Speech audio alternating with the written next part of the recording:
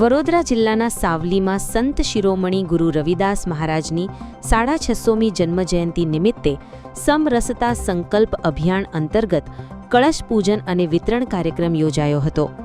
સાવલીના ધારાસભ્ય કેતન ઇનામદારના નિવાસસ્થાન પિતૃવાડી ખાતે યોજાયેલા આ કાર્યક્રમમાં ધાર્મિક આસ્થા સાથે સામાજિક એકતાનો સંદેશ આપવામાં આવ્યો હતો.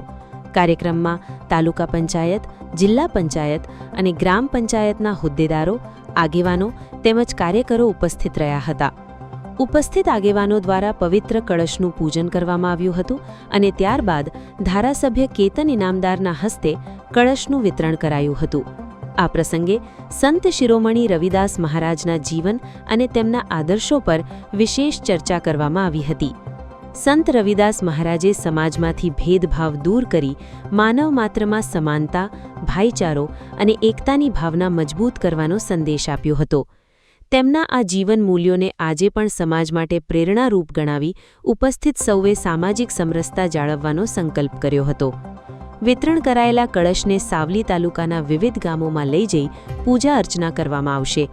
સાથે જ સંત રવિદાસ મહારાજના વિચારો અને જીવન મૂલ્યોને લોકો સુધી પહોંચાડી સમાજમાં એકતા, ભાઈચારો અને સમરસતાની ભાવના વધુ મજબૂત બનાવવા જનજાગૃતિના કાર્યક્રમો યોજાશે. ધાર્મિક શ્રદ્ધા સાથે સામાજિક એકતાનો સંદેશ આપતા આ કાર્યક્રમથી સાવલી પંથકમાં સમરસતા સંકલ્પ અભિયાનનો માહોલ જોવા મળ્યો હતો. સંત શ્રી રોહિતદાસ મહારાજની 650મી જન્મજયંતિ નિમિત્તે સાવલી તાલુકાના 80 ગ્રામ પંચાયતની અંદર કળશ વિતરણનો કાર્યક્રમ રાખવામાં આવ્યો છે અને આ કળશ સાવલીના લોકપ્રિય ધારાસભ્ય શ્રી કેતનભાઈ ઇનામદારના હસ્તે આપવાના છે. અને આ કળશ પવિત્ર માટી જે આપણે કાશીથી આવેલો છે, ભારતીય જનતા પાર્ટી દ્વારા કાર્યક્રમ કરવાનો આપ્યો છે.